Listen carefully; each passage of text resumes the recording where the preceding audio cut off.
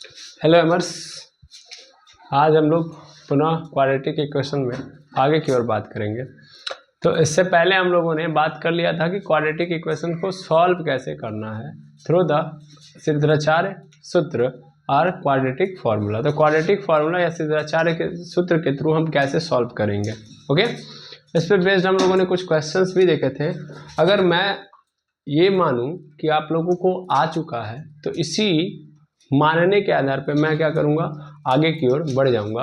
Otherwise आपको लगता है कि आपको अभी भी कुछ क्वेश्चन ऐसे लग रहे हैं जो नहीं आए हैं, जो टफ है या आपको लग रहे थे फंसाऊ है, तो आप क्या कर सकते हैं, हमारे टेलीग्राम चैनल के ऊपर या यूट्यूब के कमेंट सेक्शन में आप उस क्वेश्चन को पुट कर दीजिए। आपको तुरंत का तुरंत आंसर देने का प्रयास किया जाएगा, यानी जो ही उसको देखा जाएगा तुरंत ही आपको आंसर देने का प्रयास किया जाएगा।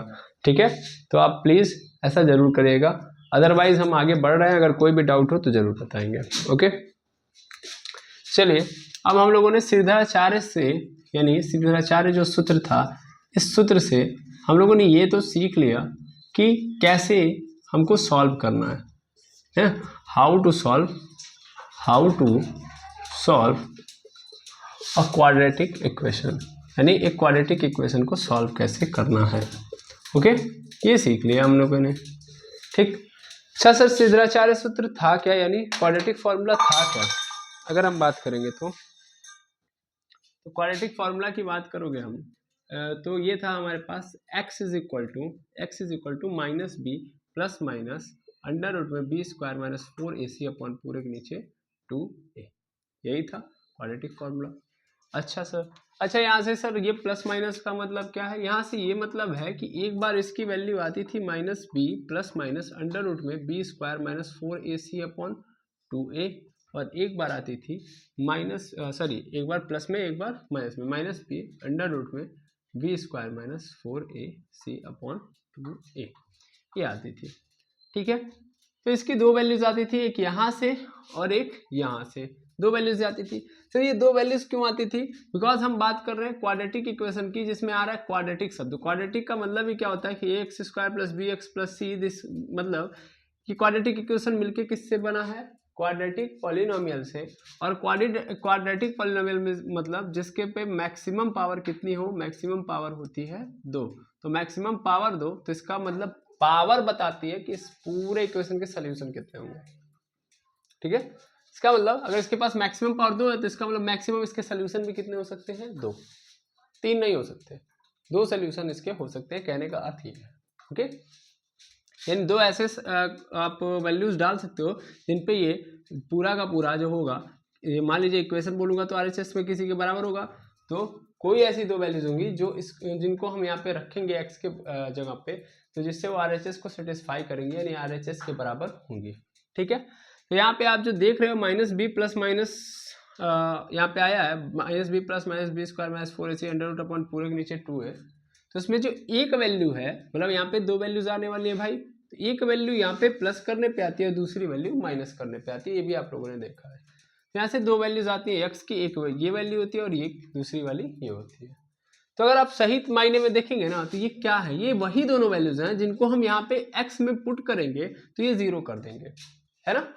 और हम ये जानते हैं कि जो भी वैल्यूज उनको 0 कर रहे हैं, इसका मतलब वो रूट्स हैं। क्या है? रूट्स हैं। उनको हम लोग क्या बोलते हैं? हम लोगों ने 3 नाम पढ़े हैं। एक तो सोल्यूशन कहलाएगा, एक तो आपका सोल्यूशन कहलाएगा, दूसरा रूट्स कहलाएगा, और तीसरा आपका क्या कहलाएगा?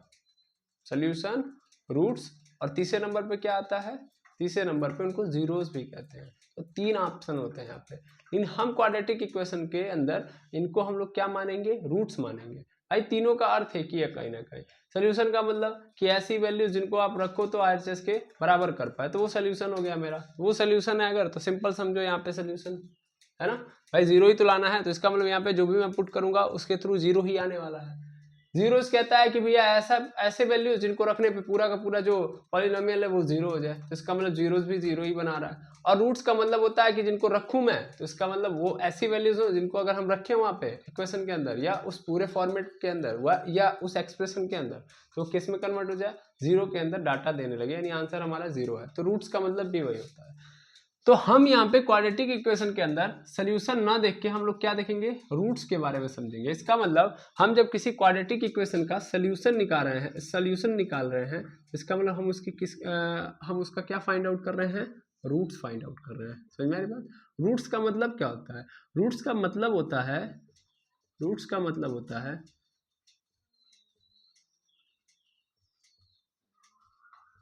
होता है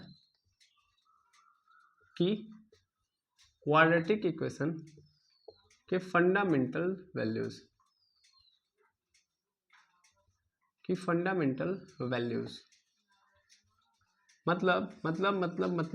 मतलब रूट्स से ही मिलकर क्या बना है आपका क्वाड्रेटिक इक्वेशन, यानी गिवन क्वाड्रेटिक इक्वेशन बना है। ठीक है ना? तो आप अगर बात करोगे यहाँ पे रूट्स की, तो रूट्स क्या होता है, रूट्स ही वो वैल्यूज हैं जिनके थ्रू एक क्वाड्रेटिक इक्वेशन बनता है। ओके, अब आप कहोगे सर कैसे आप कह दे रहे हो कि रूट्स से ही क्वाड्रेटिक इक्वेशन बनता है। ओके, इसके बारे में भी हम चर्चा करने जा रहे हैं, यही बात है। तो इसका मतलब सर जब मैं बात कर रहा हूँ क्वाड्रेटिक इक्वेशन के सोल्यूशन की, तो इसका मतलब मैं रूट्स निकाल रहा हूँ, और यहाँ पे मैं जो देख रहा हूँ कि यहाँ पे एक वैल्यू यहाँ से निकल के आ रही है, यानी एक सोल्यूशन यहाँ से निकल के आ रहा है और दूसरा सोल्यूशन यहाँ पे, इसका मतलब ये दोनों के दोनों हमको क्या दे रहे हैं, रूट्स दे रहे हैं। तो इसका मतलब मैं ये कह सकता हूँ कि ये वाला जो होगा मेरा एक रूट होगा और ये वाला मेरा दूसरा रूट होगा।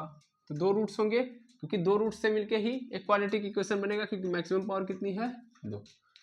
तो मैं मान लेता हूं हमेशा क्वाड्रेटिक इक्वेशन का मतलब मानता हूं कि हमेशा एक क्वाड्रेटिक इक्वेशन जो है वो दो रूट से मिलके बनता है। एक होता है अल्फा और दूसरा होता है बीटा। यानी एक अल्फा होगा और एक बीटा होगा, तो इन दोनों से मिलके मेरा क्या बनेगा, एक क्वाड्रेटिक इक्वेशन बनेगा। तो यहाँ पे अल्फा और बीटा क्या है, रूट्स हैं, और आपको पता है कि रूट्स का मतलब क्या है, यहाँ पे सोल्यूशन ही तो है।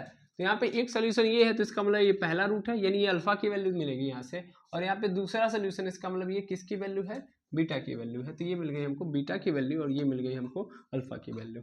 ओके, तो सिंपल मतलब यही होता है कि हम सोल्यूशन निकालते हैं, इसका मतलब हम रूट्स फाइंड आउट कर रहे हैं, और रूट्स का मतलब यहाँ पे दो हो गए, एक अल्फा और एक बीटा। क्वाड्रेटिक इक्वेशन के चांस में हम हमेशा एज्यूम कर रहे होते हैं कि इनके जो रूट्स हैं वो अल्फा और बीटा है, और अल्फा और बीटा की वैल्यू निकालने का अर्थ है यहाँ पे ये है, एक बार प्लस के साथ लेके चलोगे तो अल्फा की वैल्यू मिलेगी, और एक बार माइनस के साथ लेके चलोगे तो बीटा की वैल्यू मिलेगी।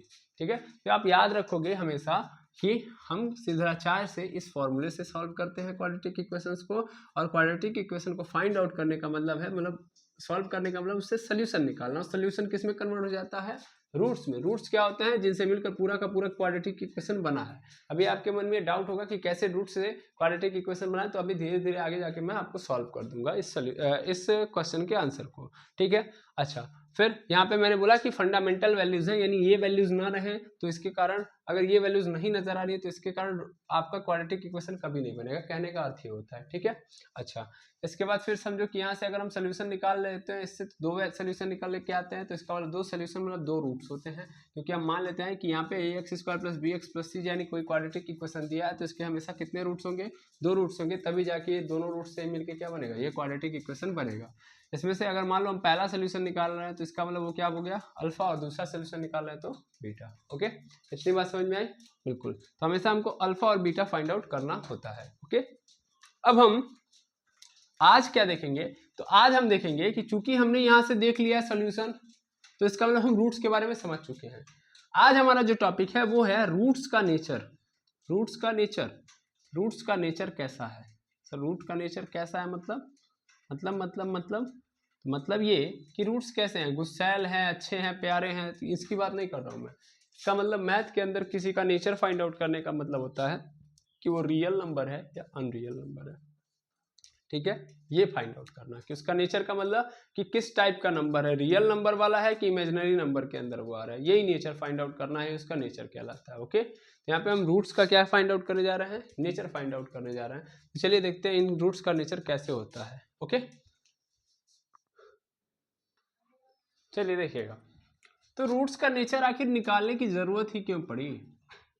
हम ये बोल सकते थे कि जो रूट है वो सब के सब रियल हैं, या हम ये बोल सकते थे कि रूट जो है अनरियल है, लेकिन यहाँ पे हम लोगों को इसका नेचर निकालने की जरूरत क्यों पड़ी। तो अभी हम लोगों ने जस्ट देखा कि alpha is equal to -b + under root में b² - 4ac अपॉन पूरे के नीचे 2a और beta is equal to minus B minus under root में B square minus 4ac upon 2a होता है।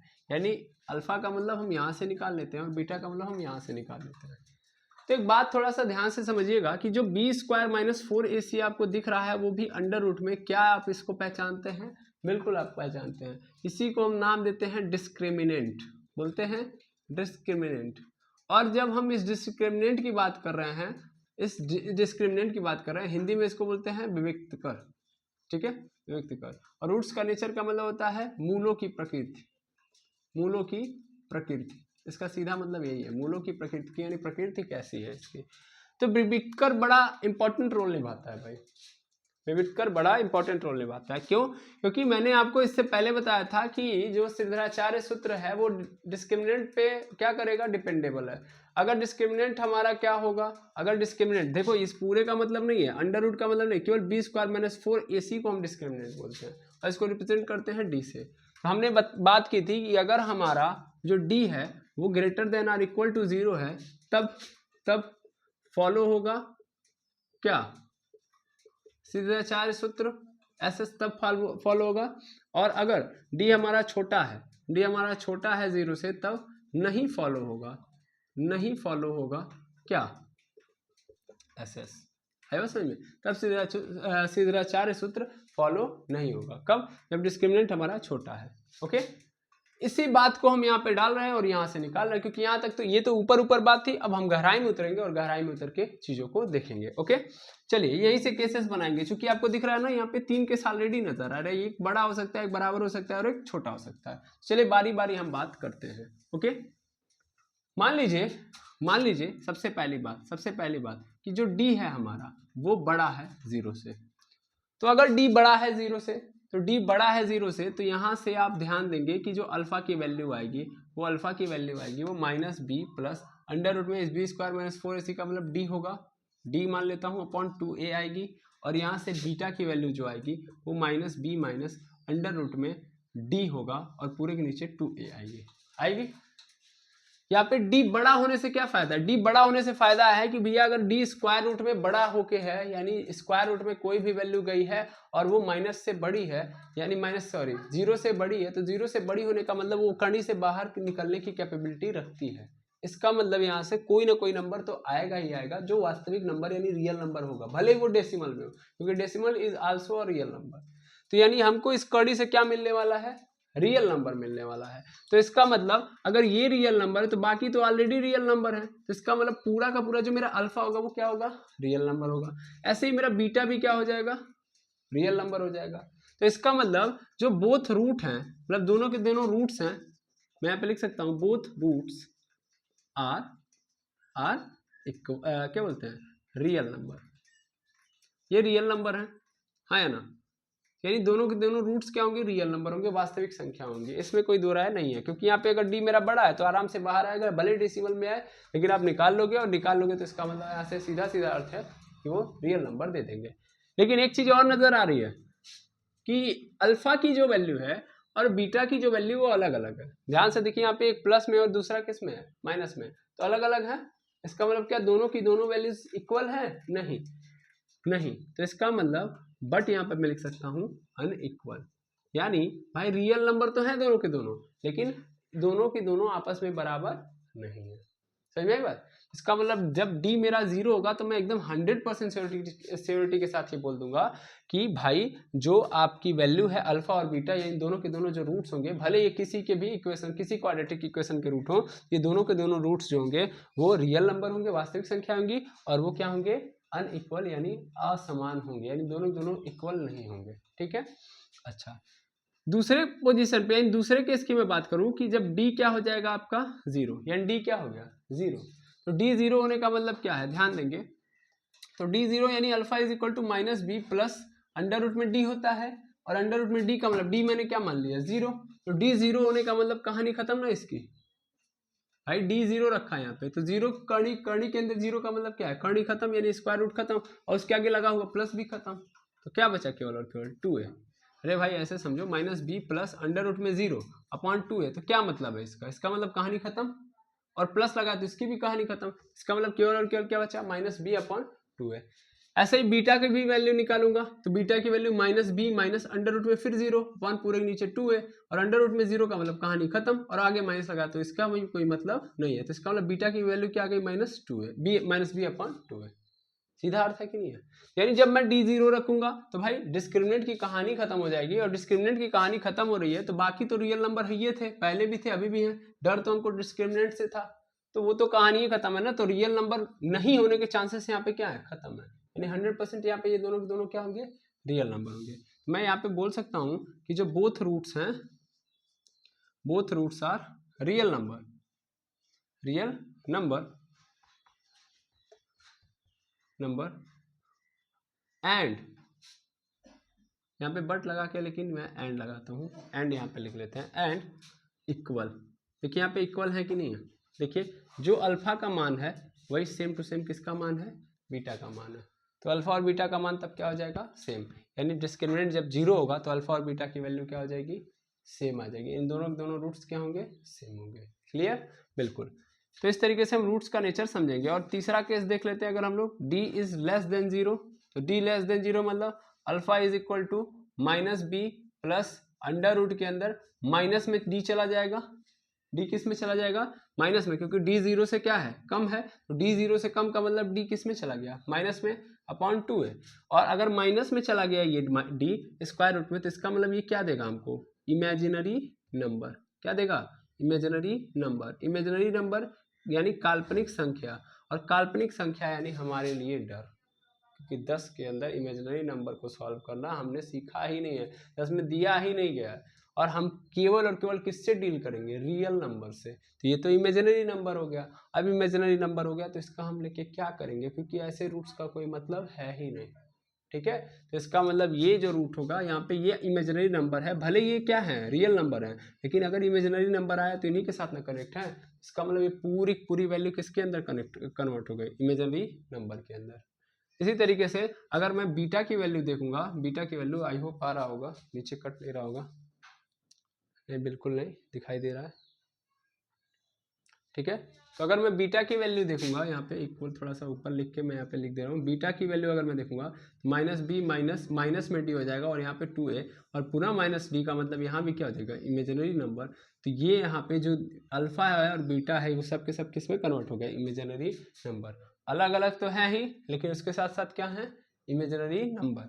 और इसका हमसे लेना देना नहीं है, यानी यहाँ से हम किसी क्वाड्रेटिक इक्वेशन को नहीं बना सकते। कहने का अर्थ सीधा सीधा ये, ओके।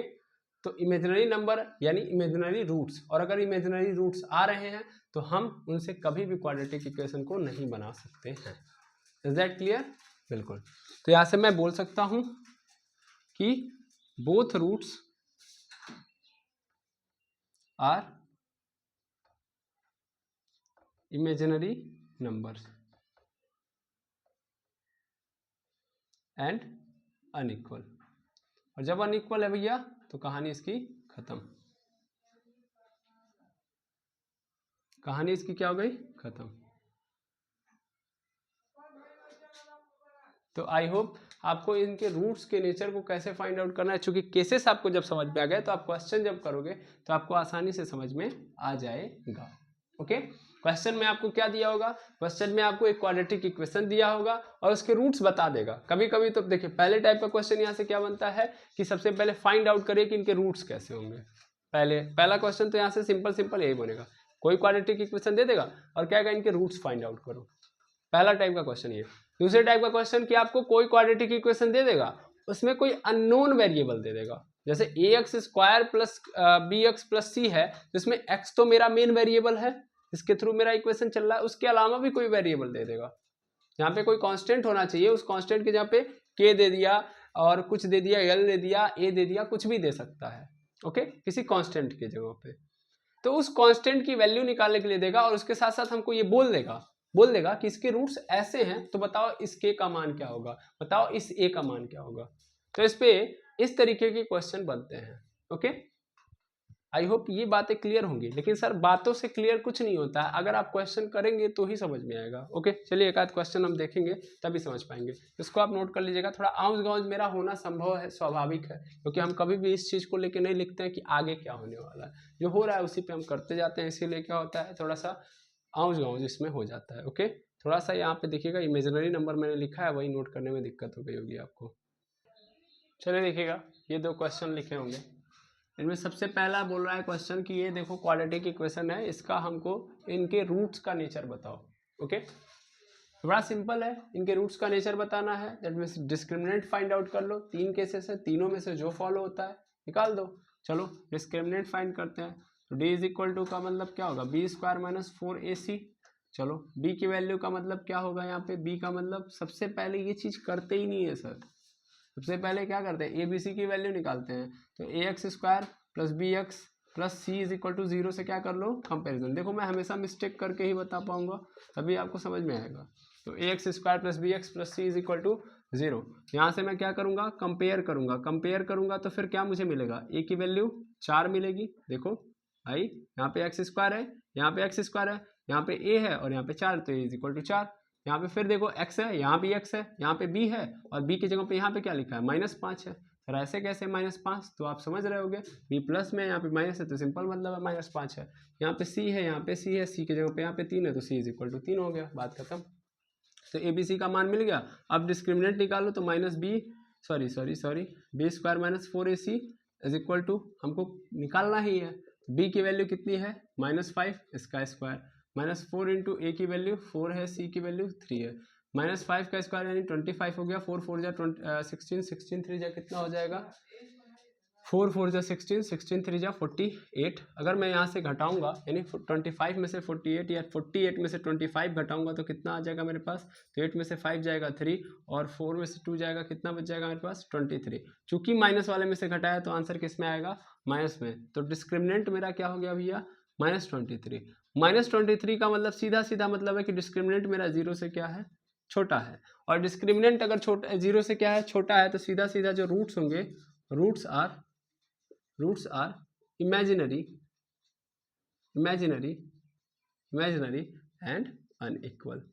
सीधा मतलब है, क्योंकि अगर ये ब्रैकेट के सॉरी स्क्वायर रूट के अंदर चले गए तो सीधा अर्थ यही होगा कि ये जब जाएंगे तो माइनस में जाएंगे। चूंकि आपको ही पता है कि ये अंडर रूट के अंदर जाएंगे माइनस के साथ 23, तो माइनस में 23 का मतलब क्या है, यहाँ से ये किस में कन्वर्ट हो जाएगा, इमेजिनरी नंबर के अंदर कन्वर्ट हो जाएगा। इस पर आपको बड़ा फोकस करना पड़ता है। ओके, तो यहाँ पे ये इमेजिनरी नंबर होगा। आई होप ये वाला क्वेश्चन समझ में आ गया होगा कि कोई आपको क्वाड्रेटिक इक्वेशन मिलेगा तो कैसे आप इसके रूट्स को फाइंड आउट करोगे, यानी इसके नेचर के रूट्स को फाइंड आउट करोगे, nature of roots find out करोगे। ये सही सेंटेंस है। ओके, अब सेकेंड क्वेश्चन में ये बोल दिया है, सेकेंड क्वेश्चन देखना, सेकेंड क्वेश्चन में ये बोला है कि हमारे पास एक क्वाड्रेटिक इक्वेशन है। इस क्वाड्रेटिक इक्वेशन की बात करोगे तो इस क्वाड्रेटिक इक्वेशन के जो रूट्स हैं, इसने बोला है कि रूट्स जो हैं वो रियल हैं और जो रूट्स हैं वो इक्वल हैं। 2 बातें इसने बोली हैं, रूट्स रियल भी हैं और इक्वल भी हैं, और रियल और इक्वल एक ही केस में हो सकता है, जब मेरा डी क्या होगा, 0 होगा। अभी हम जस्ट केस पढ़ के आए हैं, यानी जो किसी भी द्विघात समीकरण के जो मूल हैं उनके मूल तभी वास्तविक और बराबर तभी हो सकते हैं, क्योंकि हर क्वाड्रेटिक इक्वेशन, हर द्विघात समीकरण के 2 मूल होंगे, और ये दोनों मूल तभी बराबर और वास्तविक हो सकते हैं जब डिस्क्रिमिनेंट यानी विविधकर जो होगा वो 0 के बराबर होगा। तो हमें पूछ रहा है कि इसमें जो k आया है, चूंकि इसको नहीं आना चाहिए, आखिर ये k किस लिए आया है, यानी किसकी जगह पे आया है, उस k की वैल्यू बताओ। ओके, तो अगर हम यहाँ से करें तो सबसे पहला हम A X square plus B X plus C is equal to 0 से क्या करेंगे, कंपेयर करेंगे। कंपेयर कर लिया तो कंपेयर करने पे हमको मिला a is equal to 2, B is equal to k और c इज इक्वल टू 3 मिल गया। चूंकि हमको पता है कि d यहाँ पे क्या होगा, 0 होगा। क्यों, क्योंकि रूट्स रियल हैं और रूट इक्वल हैं, तो 100% d क्या होगा, 0। d 0 होने का मतलब B square minus 4ac is equal to 0। अब यहाँ से b की वैल्यू रख दो, तो b की वैल्यू k हो गई, k का स्क्वायर माइनस 4 इंटू ए की वैल्यू 2 हो गई, c की वैल्यू 3 हो गई, इज इक्वल टू 0। यहाँ से k स्क्वायर ऐसे ही रहेगा, माइनस में इधर भुला के मतलब इधर से उठा के उधर कर दो, क्योंकि 4 2 जा 8, 8 3 जा 24 होगा, यहाँ पे आएगा तो स्क्वायर हटाऊंगा क्या चढ़ जाएगी, कड़ी, इसका मतलब 24 अंडर रूट के अंदर स्क्वायर रूट के अंदर हो गया। यहाँ से k को डिफाइन करो, यानी 24 को ब्रेक डाउन करो तो होगा 2 इंटू 2 इंटू 2, 2 2 जा 4, 2 यहाँ पे हो जाएगा 8 और 8 3 जा 24। यहाँ से एक पेयर बन रहा है केवल 2 का, तो वो केवल बाहर आएगा, बाकी अंदर ही रह जाएगा। तो अंदर क्या रह गया, 2 3 जा 6, तो k की वैल्यू क्या आ गई, 2√6। तो यहाँ पे ये k किसकी जगह पे आया है, 2√6 की जगह पे आया है, और इस तरीके से आपने k की वैल्यू क्या कर ली, फाइंड आउट कर ली। तो आई होप आपको ये समझ में आ गया होगा कि आप नेचर ऑफ रूट से किस टाइप के क्वेश्चंस को सॉल्व कर सकते हो। ओके, इस पे बेस्ड बहुत सारे क्वेश्चन हैं, इनको हम नेक्स्ट वीडियो के अंदर धीरे धीरे सॉल्व करेंगे। तो आज के लिए इतना ही, मिलते हैं नेक्स्ट वीडियो में। थैंक यू वेरी मच एमर्स। आप क्या करिए, अपने एक्सरसाइज बुक से या कोई भी बुक आप लगा रहे हैं, चूंकि मैं जो क्वेश्चन लगा रहा हूँ वो RS अग्रवाल से, मतलब RS अग्रवाल की बुक में बेस्ड है, तो मैं अभी इस बुक से लगा रहा हूँ। आप NCERT उठाओ, आप ML अग्रवाल लगाओ, या आप RD शर्मा लगाओ, कोई भी बुक यूज करो। उसमें जो भी क्वेश्चन आपको लग रहा है कि टफ है इस टॉपिक के ऊपर, आप जरूर बताइए, हम उनका सोल्यूशन क्विक देने का प्रयास करेंगे। ओके, तो मिलते हैं नेक्स्ट वीडियो में।